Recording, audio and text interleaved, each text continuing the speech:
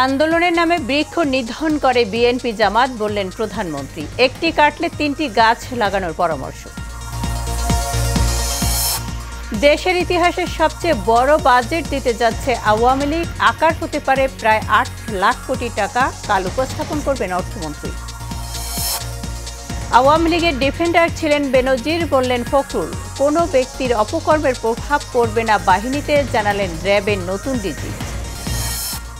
এবং ভারতের লোকসভা নির্বাচনের চূড়ান্ত ফল ঘোষণা। জয়ী হয়েও সরকার গঠনের শরিকদের দিকে তাকিয়ে মোদি তৃতীয়বার প্রধানমন্ত্রী হিসেবে শপথ ৮ জুন।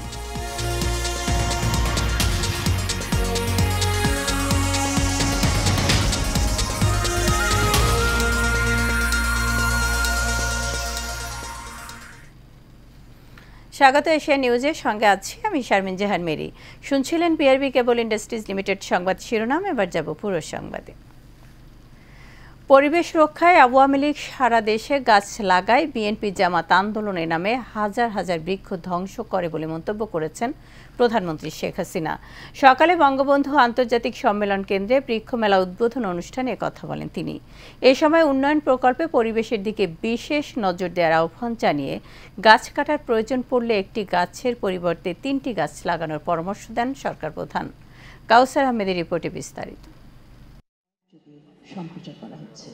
বঙ্গবন্ধু আন্তর্জাতিক সম্মেলন কেন্দ্রে জাতীয় বৃক্ষরোপণ অভিযান, পরিবেশ মেলা ও বৃক্ষ মেলার উদ্বোধন করেন প্রধানমন্ত্রী। এ সময় পরিবেশের ভারসাম্য রক্ষায় এবং বনায়ন সহ বেশ কিছু ক্ষেত্রে অবদান রাখার জন্য বিভিন্ন ব্যক্তি এবং প্রতিষ্ঠানকে বিশেষ সম্মাননা পুরস্কার তুলে দেন সরকার প্রধান। যে কোনো উন্নয়ন পরিকল্পনায় পরিবেশ রক্ষার বিষয়টি গুরুত্ব দেওয়া হচ্ছে জানিয়ে প্রধানমন্ত্রী বলেন, আওয়ামী লীগ সরকার ক্ষমতায় এসে সামাজিক বনায়ন বৃদ্ধি করেছে, ফলে দেশের দারিদ্র মানুষের অর্থনৈতিক সচ্ছলতা বেড়েছে। রাষ্ট্র বর্তমান ও ভবিষ্যৎ নাগরিকদের জন্য পরিবেশ সংরক্ষণ ও উন্নয়ন করিবেন এবং প্রাকৃতিক সম্পদ, জীববৈচিত্র্য, জলাভূমি, বন ও বন্যপ্রাণীর সংরক্ষণ ও নিরাপত্তা বিধান করিবেন। সেইভাবে আমরা পরিবেশ রক্ষা করা, জীববৈচিত্র্য রক্ষা করা, তার ব্যবস্থা আমরা হাতে নিয়েছি এবং সংবিধানে এটা সংযোজন করে এটা বাধ্যতামূলক করে দেওয়া হয়েছে। অনুষ্ঠানে বনায়ন বৃদ্ধিতে এবং পরিবেশ ভারসাম্য রক্ষার গুরুত্ব উল্লেখ করে প্রধানমন্ত্রী বলেন, সুন্দরবন দেশের মানুষকে বড় বড় প্রাকৃতিক দুর্যোগ থেকে বাঁচাতে ভূমিকা রাখে। তাই এই বৃহৎ ম্যানগ্রোভ বনকে রক্ষায় সকলকে ঐক্যবদ্ধভাবে কাজ করতে হবে। আমাদের যে সুন্দরবন ম্যানগ্রোভ, এটা আমাদের ন্যাচারাল এবং সেটা আমাদেরকে এই ঝড় ঝঞ্ঝা জলোচ্ছ্বাস থেকে রক্ষা করে।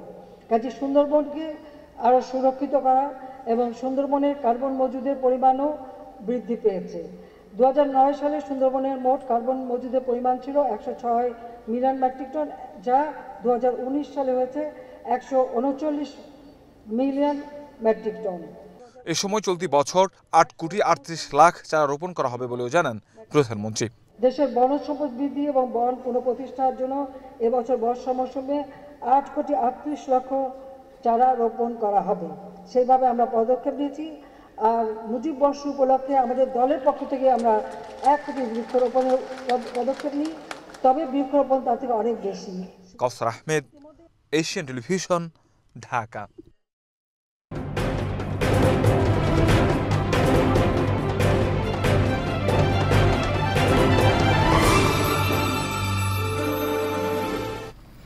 এবার 2024-25 অর্থ বছরের বাজেট প্রসঙ্গ। দেশের ইতিহাসের সবচেয়ে বড় বাজেট পেশ হতে যাচ্ছে আগামীকাল। 2024-25 অর্থ বছরের মূল্যস্ফীতি, রিজার্ভ ও রাজস্ব আদায়ের বড় চ্যালেঞ্জ নিয়ে প্রায় 8 লাখ কোটি টাকার বাজেট প্রস্তাব পেশ করবেন অর্থমন্ত্রী আবুল হাসান মাহমুদ আলী। এসব চ্যালেঞ্জের উত্তরণ ঘটিয়ে আগামী অর্থ বছরের বাজেটে মানুষের আশা আকাঙ্ক্ষার প্রতিফলন ঘটবে কিনা তা নিয়ে বিশ্লেষণ করছেন অর্থনীতিবিদরা। এইচএমইতে রিপোর্টে থাকছে বিস্তারিত। সব প্রস্তুতি শেষ করে 2024-25 অর্থ বছরের বাজেট উত্থাপনের ক্ষণ গুনছেন অর্থ মন্ত্রণালয়ের সংশ্লিষ্ট কর্মকর্তারা। অর্থমন্ত্রী আবুল হাসান মাহমুদ আলী প্রথমবারের মতো সর্বোচ্চ এই বাজেট উত্থাপন করবেন। আগামী অর্থ বছরে 7,90,000 কোটি টাকার কিছু বেশি ব্যয় বরাদ্দ রেখে বাজেট পরিকল্পনা করা হয়েছে। চলতি 2023-24 অর্থ বছরে বাজেটের আকার ছিল 7,61,785 কোটি টাকার। এর মধ্যে পরিচালনা সহ অন্যান্য ব্যয় 4,98,700 85 কোটি টাকা এবং বার্ষিক উন্নয়ন কর্মসূচির ব্যয় 2,63,000 কোটি টাকা। আগামী বাজেটে মূল্যস্ফীতি নিয়ন্ত্রণকে সবচেয়ে বড় চ্যালেঞ্জ হিসেবে নেওয়া হয়েছে। টানা 22 মাস দেশে উচ্চ মূল্যস্ফীতি বিরাজ করছে। খাদ্যপণ্য ও খাদ্য বহির্ভূত পণ্য উভয় খাতেই উচ্চ মূল্যস্ফীতির হার অব্যাহত আছে। চলতি অর্থবছরের প্রথম 10 মাসেও তা বজায় রয়েছে।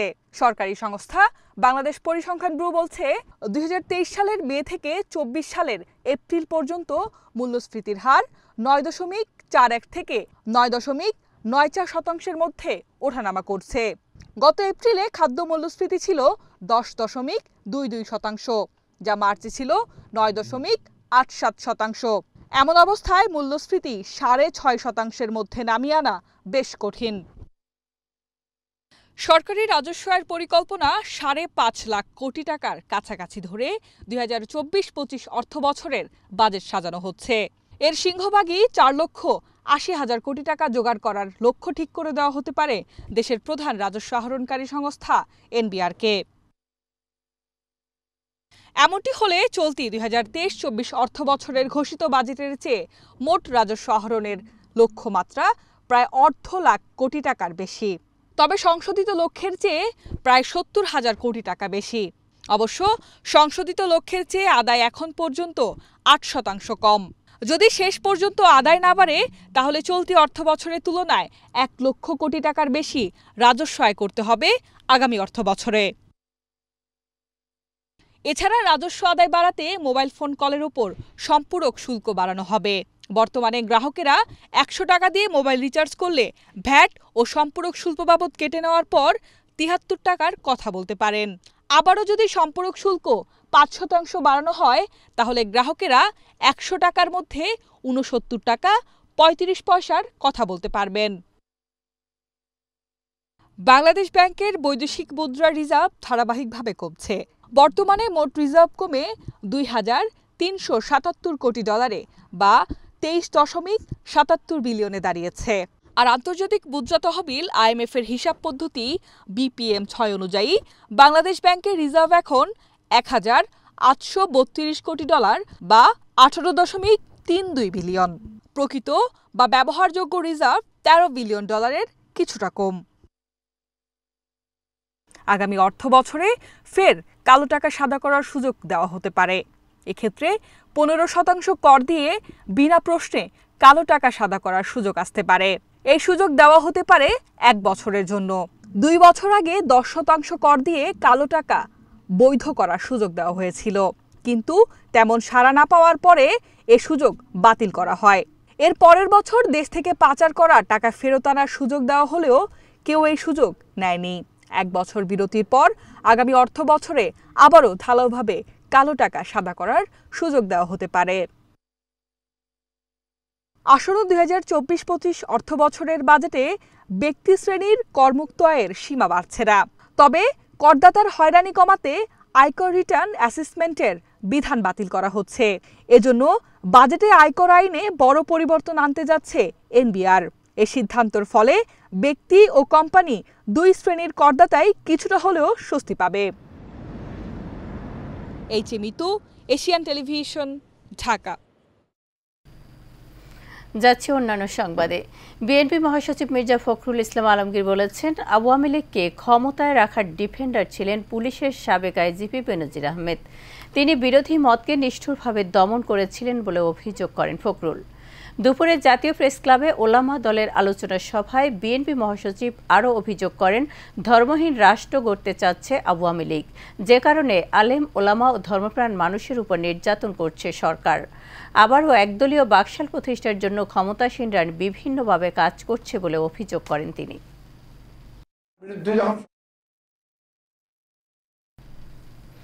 কোনো ব্যক্তির দায় বাহিনী নেবে না বলে জানালেন র্যাবের নবনিযুক্ত মহাপরিচালক ব্যারিস্টার মোহাম্মদ হারুনুর রশিদ। বিকেলে গোপালগঞ্জের টুঙ্গিপাড়ায় বঙ্গবন্ধু সমাধিতে শ্রদ্ধা জানানোর পর সাংবাদিকদের একথা বলেন তিনি। র্যাব মহাপরিচালক বলেন, কোনো ব্যক্তির অপকর্মে র্যাবের ভাবমূর্তি ক্ষুণ্ণ হয়নি। কেউ যদি অপরাধ করে থাকে সেটা তার ব্যক্তিগত, এর সঙ্গে বাহিনীর কোনো সম্পৃক্ততা নেই বলেও জানান তিনি।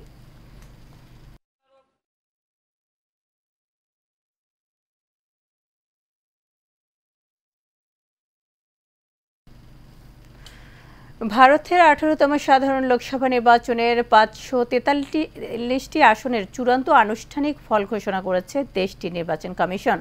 এতে দেখা যাচ্ছে গত দুইবারের মতো এবারও ক্ষমতাসীন দল বিজেপি সবচেয়ে বেশি 240টি আসন পেয়েছে। তবে তারা নির্বাচনে একক সংখ্যাগরিষ্ঠতা অর্জনে ব্যর্থ হয়েছে। তাই সরকার গঠনে জোটের দিকে তাকিয়ে নরেন্দ্র মোদি। এদিকে তৃতীয়বার প্রধানমন্ত্রী হিসেবে শপথ 8 জুন তিনি নিতে পারেন বলে জানিয়েছেন ভারতীয় গণমাধ্যম। বিস্তারিত জানাচ্ছেন শেখ ফাহিম। ভারতের লোকসভা নির্বাচনের প্রধানমন্ত্রী নরেন্দ্র মোদীর দল বিজেপি পেয়েছে 240টি আসনে। একক সংখ্যাগরিষ্ঠতা না থাকায় গেরুয়া শিবিরকে সরকার গঠনে তাকিয়ে থাকতে হচ্ছে এনডিএ জোটের শরিকদের দিকে। মোদীর বিজেপির নেতৃত্বাধীন এনডিএ জোট পেয়েছে 292টি আসন। জোট অটুট থাকলে তৃতীয়বারের মতো সরকার গঠনে বাধা নেই। তবে জোটের সঙ্গীরা বেঁকে বসলে বাধতে পারে বিপত্তি। এবারের সরকার গঠন টার্নিং পয়েন্ট হতে যাচ্ছে চন্দ্রবাবু নাইডুর তেলেগু দেশম ও নীতিশ কুমারের জেডিইউ। এদিকে কংগ্রেসের নেতৃত্বে ইন্ডিয়া জোট পেয়েছে 234টি আসন। এর মধ্যে কংগ্রেস জিতেছে 99টি আসন। সরকার গঠনে মোদীর এনডিএ জোট ভাঙার চেষ্টায় মরিয়া ইন্ডিয়া জোটও। তারাও দফায় দফায় দেন দরবার চালাচ্ছেন নির্দলীয় ও জেডিইউ এর সাথে। আপাতদৃষ্টিতে মোদীর এনডিএ জোট সরকার গঠনে এগিয়ে থাকলেও যে কোনো সময় দৃশ্যপট পাল্টে যেতে পারে বলে ধারণা নির্বাচন বিশ্লেষকদের। Sheikh Fahim, Asian television. এবার উপজেলা নির্বাচনের খবর। বিচ্ছিন্ন ঘটনায় শেষ হলো ষষ্ঠ উপজেলা পরিষদ নির্বাচনের চতুর্থ ধাপের ভোট গ্রহণ। এখন চলছে গণনা। সকাল 8টা থেকে দেশের 60টি উপজেলায় ভোট গ্রহণ শুরু হয়ে একটানা চলে বিকেল 4টা পর্যন্ত। নির্বাচনে চেয়ারম্যান পদে 251, ভাইস চেয়ারম্যান পদে 265 ও মহিলা ভাইস চেয়ারম্যান পদে 205 জন সহ মোট 721 প্রার্থী প্রতিদ্বন্দ্বিতা করছেন। এদিকে প্রধান নির্বাচন কমিশনার কাজী হাবিবুল আউয়াল জানিয়েছেন, এ ধাপে ভোট পড়েছে 34.33%। বিচ্ছিন্ন ঘটনায় 5 জন আহত এবং 28 জনকে গ্রেপ্তার করা হয়েছে। সব মিলিয়ে ভোট সুষ্ঠু শান্তিপূর্ণ হয়েছে বলে দাবি সিইসির। ডিপ্লোমা ইঞ্জিনিয়ারদের বিএসসি সমমান মর্যাদা প্রদানের ঘোষণা দ্রুত বাস্তবায়নের দাবিতে বিক্ষোভ মিছিল ও প্রতিবাদ সমাবেশ করেছে institute of diploma engineers Bangladesh Dhaka জেলা শাখা। সকালে আইডিইবি থেকে বিক্ষোভ সমাবেশটি জাতীয় প্রেস ক্লাবের প্রতিবাদে রূপ নেয়। এই সময় নেতৃবৃন্দ বলেন, সরকারের লক্ষ্য অর্জনে ডিপ্লোমা ইঞ্জিনিয়ারিং শিক্ষাকে বিএসসি পাশের সমমান দেওয়ার ঘোষণা বানচালের ষড়যন্ত্র করছে আইইবি। এই ষড়যন্ত্র রুখে দিয়ে শীঘ্রই ডিপ্লোমা ইঞ্জিনিয়ারদের বিএসসি সমমান মর্যাদা প্রদানের ঘোষণা বাস্তবায়নের আহ্বান জানান তারা। আইডিইবি ঢাকা জেলা শাখার সভাপতি মির্জা এটিএম গোলাম মোস্তফার সভাপতিত্বে সমাবেশে আইডিইবির সভাপতি একেএম হামিদ, সাধারণ সম্পাদক মোহাম্মদ শামসুর রহমান সহ শীর্ষ নেতারা বক্তব্য রাখেন। মুন্সিগঞ্জের গজারিয়া উপজেলার নয়নগর গ্রামে মেঘনার তীরের 3 অ্যাঙ্গেল শিপইয়ার্ড থেকে 7 কোটি টাকা মূল্যের একটি অয়েল ট্যাঙ্কার লোফাটের অভিযোগ করে সংবাদ সম্মেলন করেছে বেঙ্গল ইলেকট্রনিক্স লিমিটেড। সকালে জাতীয় প্রেস ক্লাবে আয়োজিত এক সংবাদ সম্মেলনে শিপইয়ার্ড কর্তৃপক্ষের বিরুদ্ধে জাহাজটি সরিয়ে ফেলার অভিযোগ করে বেঙ্গল ইলেকট্রনিক্স লিমিটেডের উপব্যবস্থাপনা পরিচালক মোত্তাকিন সালাম। তিনি জানান, এ ঘটনায় গত 30 মে গজারিয়া থানায় লিখিত অভিযোগ দায়ের করা হয়েছে। এ বিষয়ে সুষ্ঠু বিচারের দাবি জানান তিনি।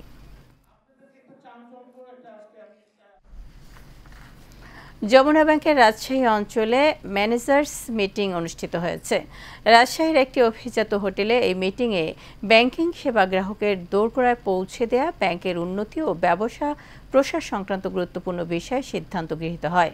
এ সময় প্রধান অতিথি হিসেবে উপস্থিত ছিলেন Jamuna bank PLC chairman Mohammad Saidul Islam. বিশেষ অতিথি ছিলেন ব্যাংকের পরিচালক মোহাম্মদ রেদওয়ান উল করিম আনসারি, মোহাম্মদ ইসমাইল হোসেন সিরাজি এবং স্বতন্ত্র পরিচালক মোহাম্মদ আব্দুর রহমান সরকার।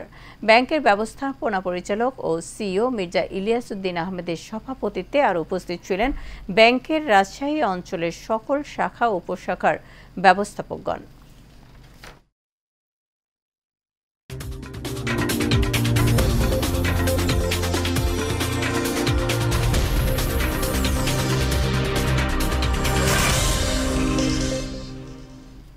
এবার খেলার খবর।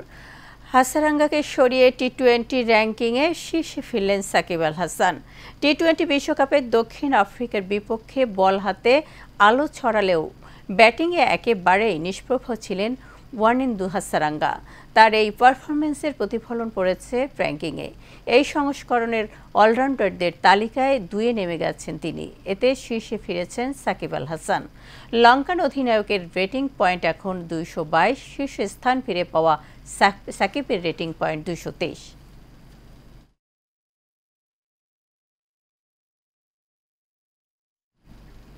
এর সাথে শেষ করবো এশিয়া নিউজ। তার আগে বিআরবি কেবল ইন্ডাস্ট্রিজ লিমিটেড সংবাদ শিরোনাম জানাবো আরও একবার।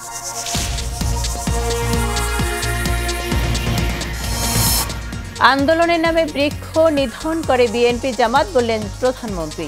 একটি কাটলে 3টি গাছ লাগানোর পরামর্শ। দেশের ইতিহাসের সবচেয়ে বড় বাজেট দিতে যাচ্ছে আওয়ামী লীগ। আকার হতে পারে প্রায় 8 লাখ কোটি টাকা। কাল উপস্থাপন করবেন অর্থমন্ত্রী।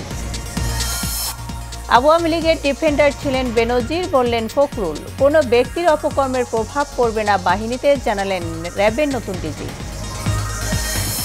এবং ভারতের লোকসভা নির্বাচনের চূড়ান্ত ফল ঘোষণা। জয়ী হয়েও সরকার গঠনে শরিকদের দিকে তাকিয়ে মোদি, তৃতীয়বার প্রধানমন্ত্রী হিসেবে শপথ 8 জন। এই ছিল আমাদের এখনকার মতো সংবাদ আয়োজনে। আমাদের পরবর্তী সংবাদ রাত 9:30টায় দেখার আমন্ত্রণ রইল। তখন আমাদের সাথে থাকার জন্য ধন্যবাদ।